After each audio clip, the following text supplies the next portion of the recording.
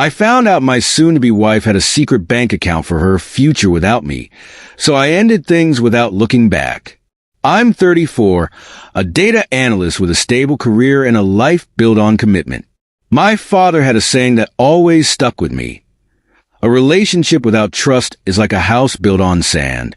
I never knew how true that was until everything in my life, everything I thought I was building, came down in pieces. It started on a Saturday afternoon. The sun streamed through the living room window, casting a glow on the stack of receipts, bank statements, and financial records laid out in front of me. My fiancé and I were deep into wedding planning, and we'd agreed to go over our finances in preparation for merging them after the wedding. I was checking through some joint expenses when I noticed a letter from a bank I didn't recognize. The logo at the top was unfamiliar, and my eyes narrowed as I read the account statement. It was in her name and carried a significant balance. Confusion morphed into disbelief when I found more. Printed email exchanges with her lawyer. The phrases asset protection and contingency fund leapt off the page. A chill settled over me as I pieced it together. This wasn't just a backup savings account. This was a calculated safety net, built and nurtured for a future that did not involve me. The front door opened, and there she was, carrying bags of groceries, her hair swept back into a loose ponytail.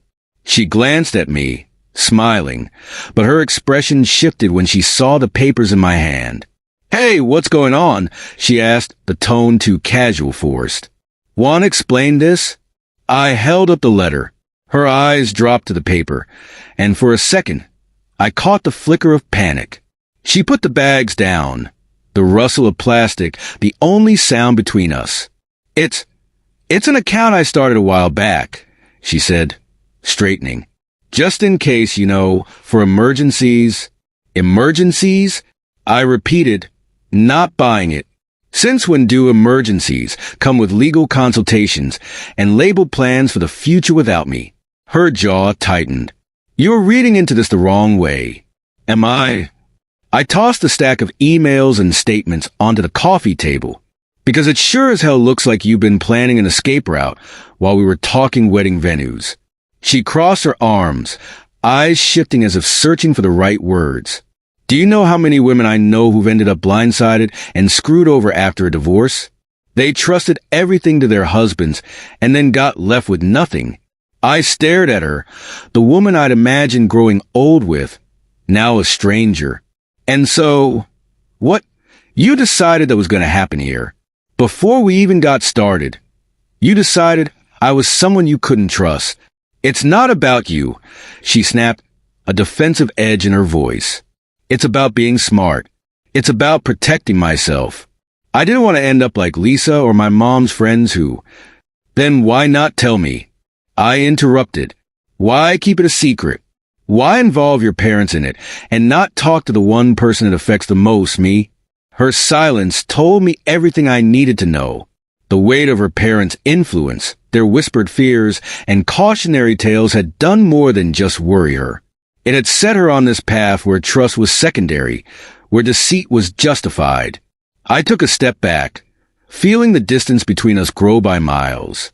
"I can't do this," I said quietly, turning away from the look on her face, a mix of anger and something like regret. "I need time to think." I crashed at my friend Matt's place that night.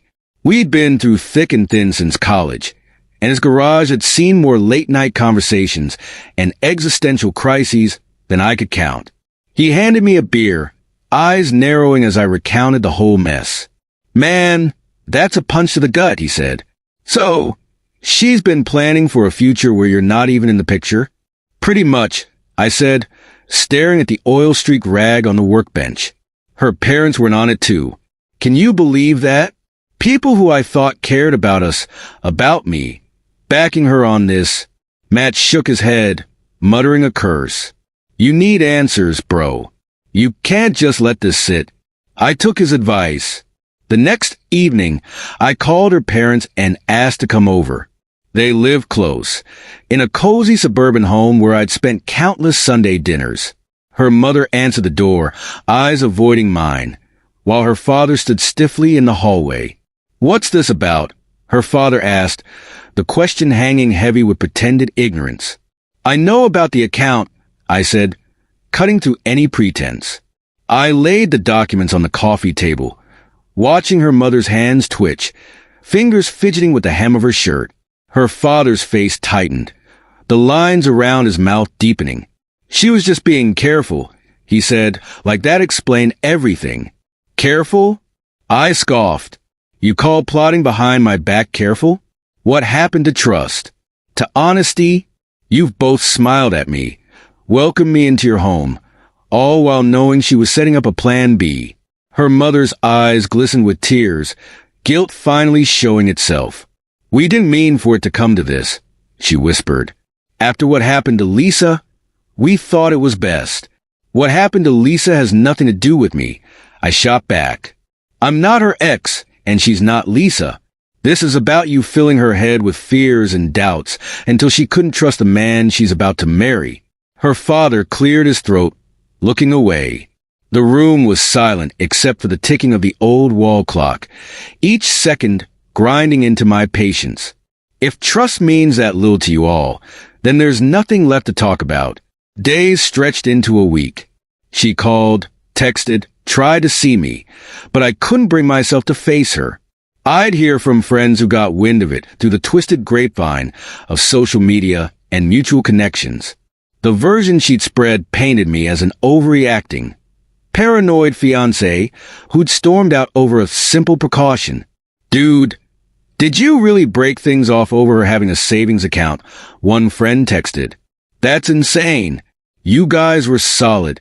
I forwarded them screenshots of the documents, the lawyer emails, the account balance that wasn't just a rainy day fund, but a whole fortress built on mistrust. A slow, painful shift began as the truth made its rounds. Tom, one of my oldest friends, called me. "Man, I had no idea. She told us it was nothing serious. Just you freaking out. I'm sorry I didn't reach out sooner." Rachel, who'd been friends with both of us, texted, "I'm here if you need to talk." I should have known there was more to this. Matt was right. Getting answers helped. The silence from the people who turned on me initially was louder than anything they could have said. After a week of silence, she asked to meet. A part of me resisted, but curiosity and the need for closure won out.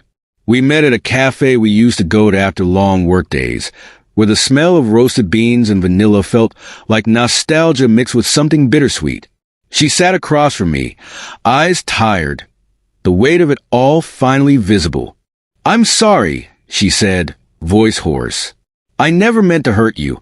I was scared." "Scared of what?" I said, leaning forward. "Of me? Of us? Or was it easier to believe that I'd end up like Lisa's ex and leave you with nothing?" Tears filled her eyes, spilling over. I didn't know how to talk about it. "I thought if I told you, you'd think I didn't trust you." "You're right. I would have. But at least it would have been honest," I said, the anger still there, but dimmer now. "Instead, you let it turn into this lie, and you involved your parents, the people I trusted, to help you hide it." "I know," she whispered, voice breaking. "It was stupid. I was stupid. I thought I was protecting us both." "No," I said, standing up, "you were protecting yourself. And that's not the foundation I can build a marriage on." Her hand reached out, fingers hovering just short of mine. "Please, we can fix this." But I shook my head, the last piece of trust crumbling away. "This is goodbye." I walked out into the cool evening, the weight of finality settling in. The fallout was messy. Some friends stayed, some drifted. Her parents left voicemails, alternating between apologetic and defensive. "We did what we thought was right," her father's voice would say. I didn't call back. The wedding date came and went, marked only by a sense of quiet resolve. It was no longer a day of mourning what could have been, but a reminder of what wasn't there: trust. I carried on, focused on my work, took up hiking to clear my mind, and learned to play guitar. Life slowly found a new rhythm, one where I knew I'd love again, but with eyes wide open.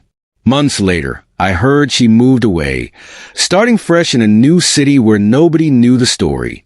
I felt a fleeting moment of sympathy for her, for the consequences of her choices and the weight of guilt she'd likely carry.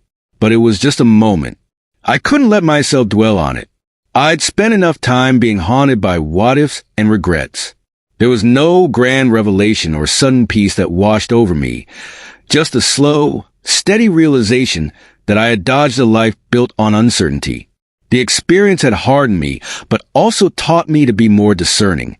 I started valuing open conversations and honesty above everything else. Over time, I began to date again, cautiously at first. Every conversation carried echoes of the past, the unspoken question of whether this new person was hiding a safety net, harboring doubts they'd never voice. But I also realized I couldn't live in suspicion forever. I learned to trust, but it was earned now, not given. People say time heals all wounds, but it's more like time teaches you how to carry them. I carried this one as a reminder that love without trust is just another word for disaster. I'd grown wiser, perhaps a little cynical, but not broken. And as the months turned into a year, I found myself more at peace, content with who I'd become, and knowing that next time, I'd see the signs sooner. I knew now that protecting yourself isn't wrong, but honesty must walk beside it. Because trust, once fractured, leaves cracks that can't always be mended.